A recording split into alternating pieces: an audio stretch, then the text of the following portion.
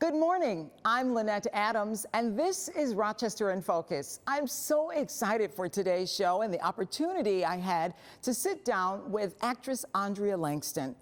You may recognize that name, and you're right. She's a part of the Langston family in Rochester, which owns 103.9 WDKX, the only Black-owned radio station in all of New York.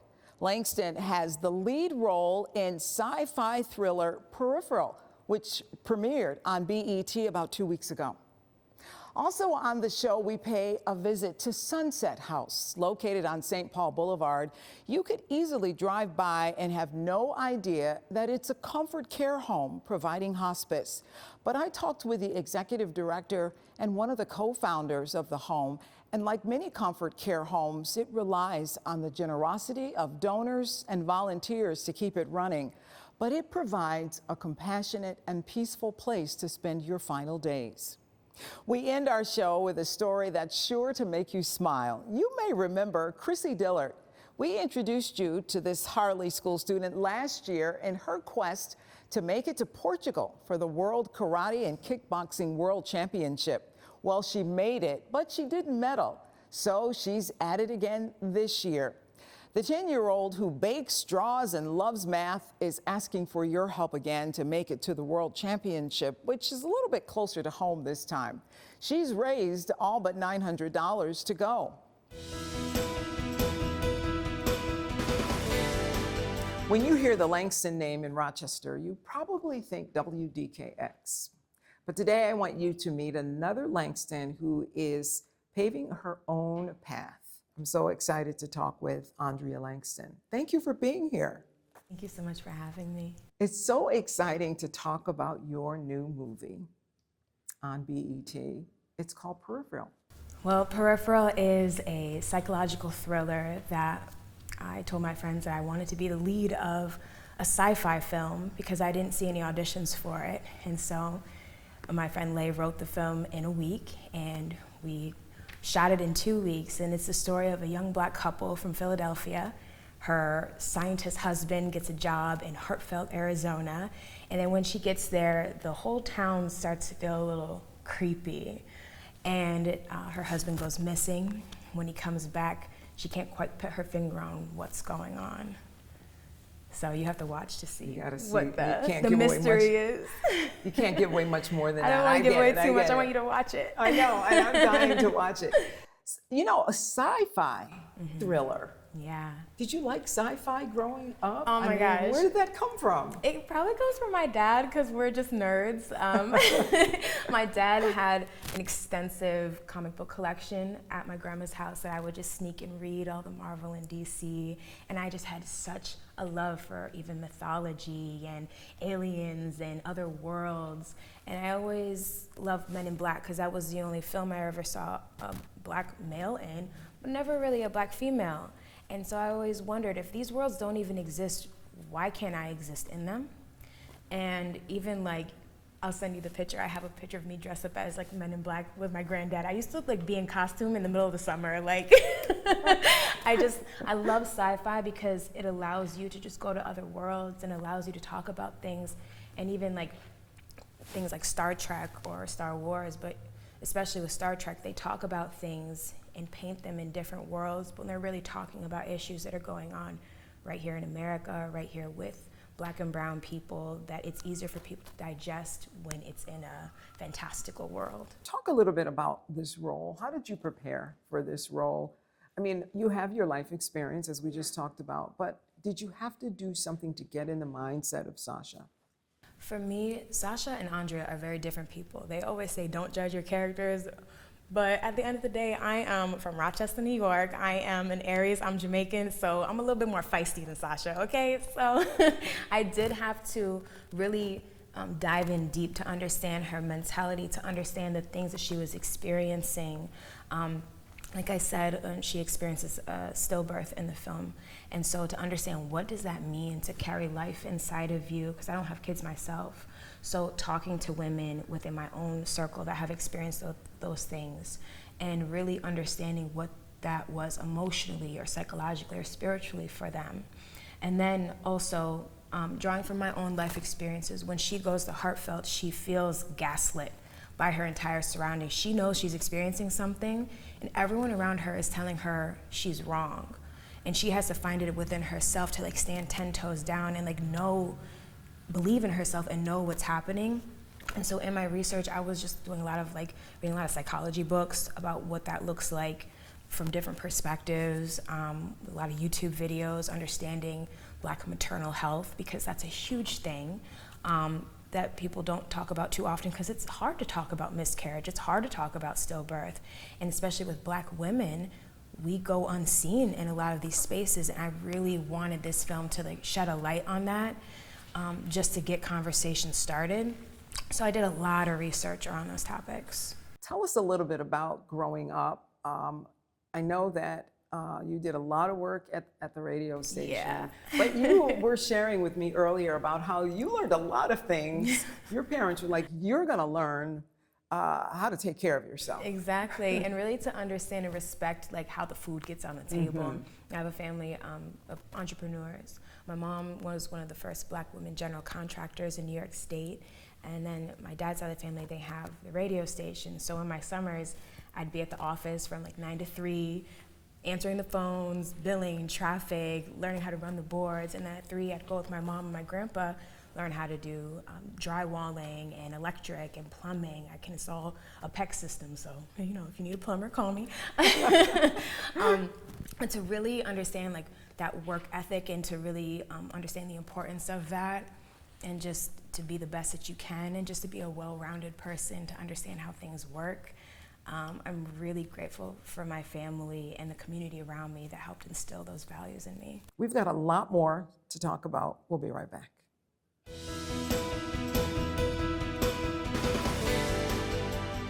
Today, I'm talking with Andrea Langston, and she is one busy lady. Her new movie just premiered a couple of weeks ago on BET. It's called Peripheral, but she's so busy doing a lot of other things as well.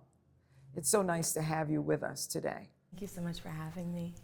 And I want to talk about being an African-American actress at this time in history.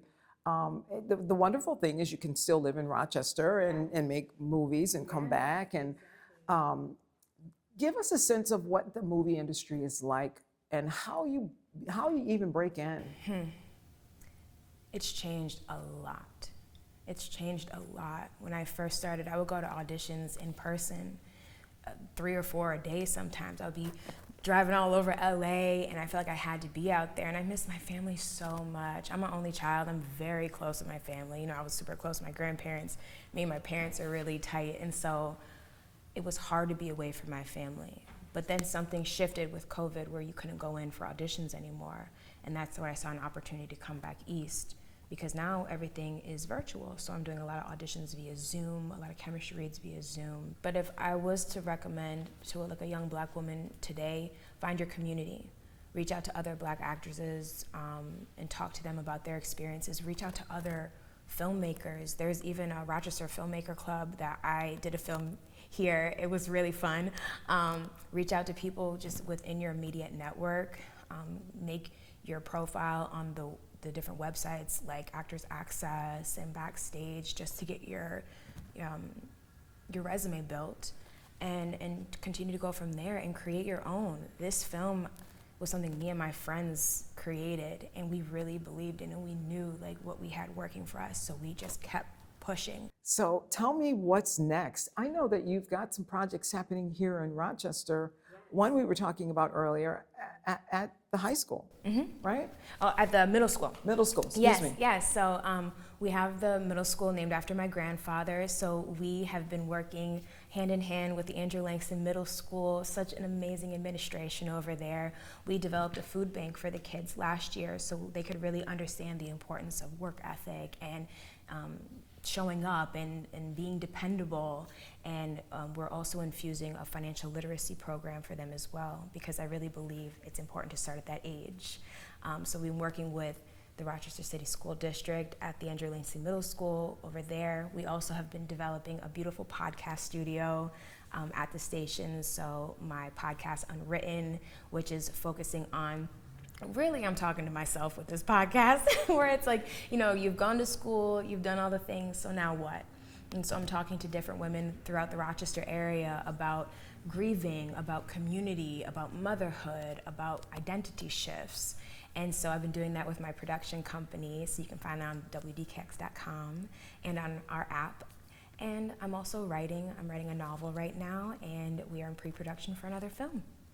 One of the things you said to me earlier, which I think is so admirable, is that you want to show up. Got to. For little girls who are going to see you Absolutely. in that movie. You want to show up. Yeah. That is really important to you. Mm-hmm. Is that because of what you saw growing up? Well, I mean, I know you didn't want me to say it, but like watching someone like you growing up, it is important to see someone that looks like you, to be in different fields. You, Janet Lomax, you made a difference in my life, and the importance of having women like you in spaces where we can see ourselves, where we don't normally see ourselves, is so important. And if I can do that for other little girls in different aspects, Uhuru should not be the only Black woman in space. If I'm able to show little Black girls that you can be an astrophysicist if you want to, you can be a news reporter if you want to, you can be a police officer, you can be a teacher, you can be beyond what people tell you you can be.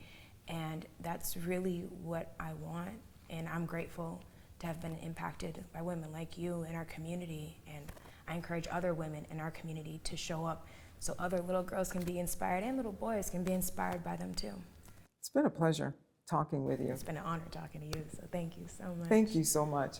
I just know that we're going to see your name in lights for years to come. I hope so. We'll see.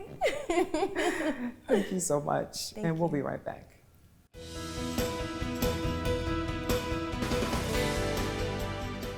Dealing with a loved one's impending death is difficult for most people, but there is end-of-life care, and we're in a home that provides comfort care. It's called Sunset House, and the executive director is Andrea Calloway. She's joining us, as well as the co-founder, Lori Whitmire, who is also a member of the board. Thank you for inviting us in. Tell us, what exactly is Sunset House? Sunset House is a comfort care home that delivers what we call hospice care, end-of-life care. We take care of people who are dying. We also take care of their family. We take care of their friends. So as I took you through a tour, it's a home. And we take care of people till their last day, and we take care of their families. And we invite their families to be here, make dinners, eat with their loved one. If it's possible, they can take their loved one out on a day trip or out on the porch or in the backyard.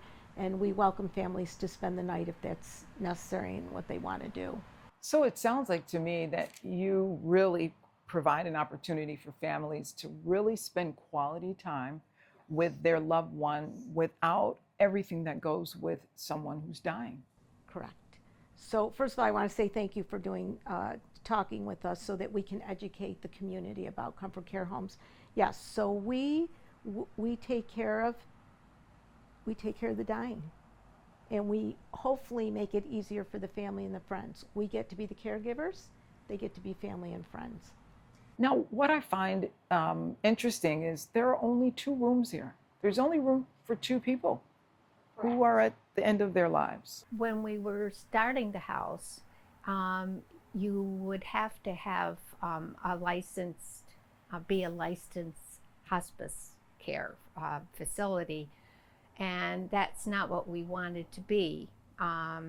So the way we went through it is that we got our incorporation, and we're told that any more than 2 beds you would have to be licensed as a hospital or a nursing home.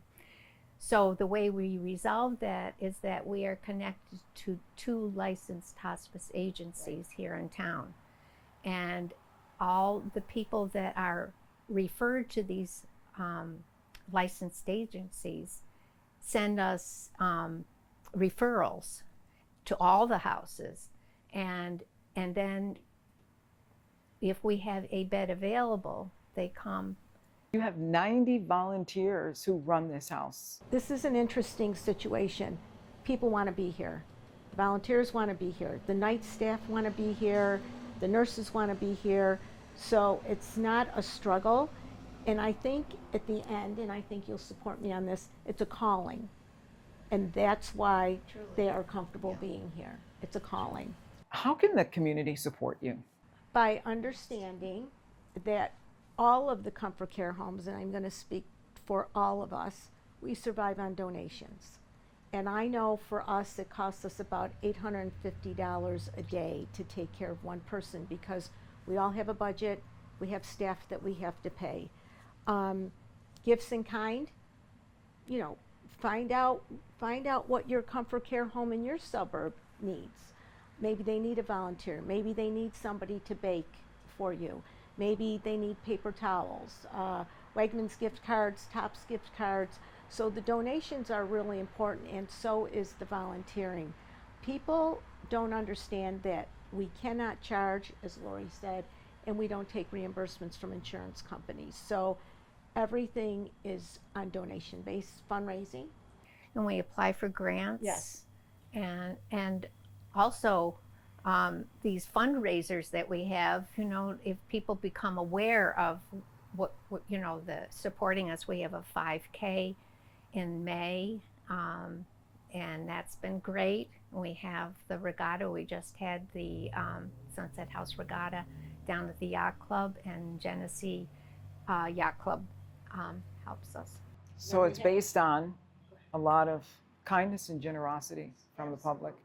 And that's a part that you can play for a house that one day you may need. We'll be right back.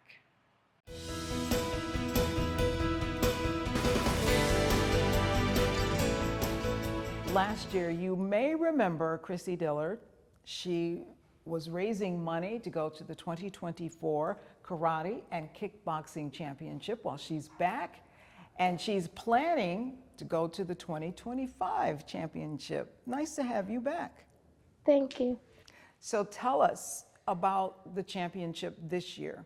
What will you be competing in? I will be competing in open hand kata, weapons, and sparring. Now, you got to tell everybody you have been in karate for quite some time. And we're talking about karate, right? Yes. So these are the events that you do. Kind of explain a little bit about what these different categories are that you'll be competing in. So open hand kata is when you go up against other people and you do your kata, and then weapons is you have a weapon in your hand and you do your kata with a weapon. And then sparring is fighting and you go up against a bunch of other people, and it's really fun. So tell me about your experience last year. That was the first time going overseas, at least going so far from home, right? Yes. What was that like?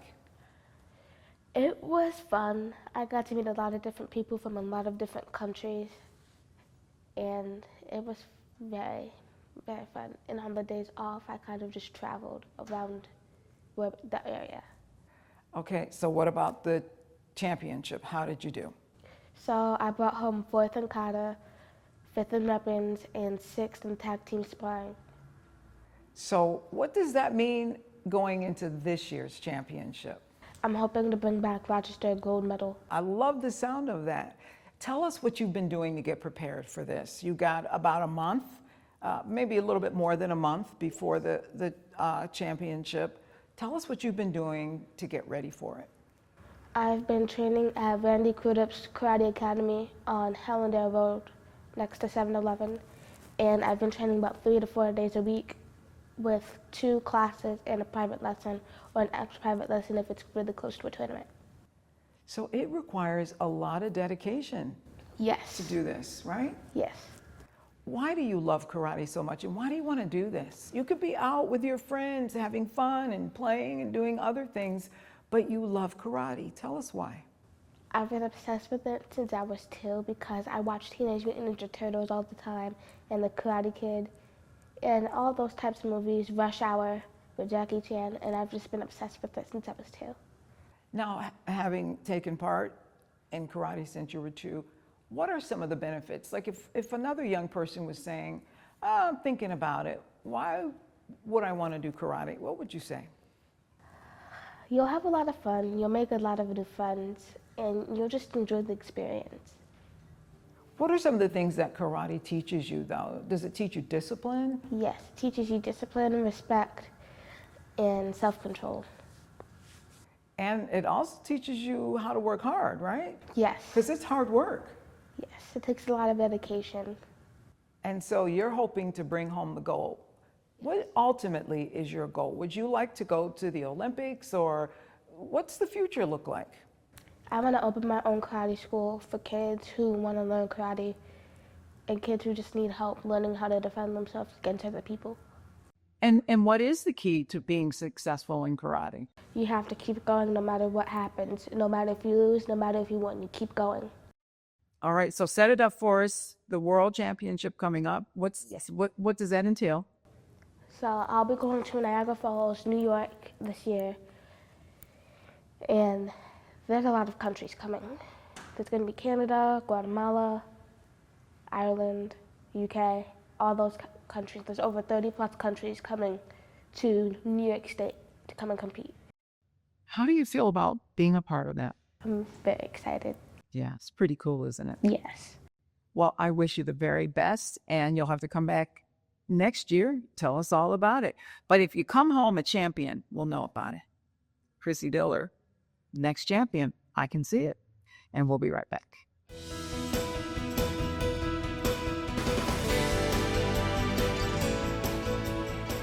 Thank you to all of our guests this morning. If you would like to reach a guest or learn more about what you saw here today, we'll post contact information with this week's show at WHEC.com.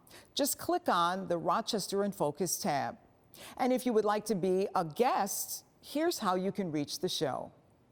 Well, that's all the time we have. If you're wondering what your neighbors and friends are doing to make Rochester a great place to live, join us each Sunday for Rochester in Focus right here on News 10 NBC. Until next time, have a great week.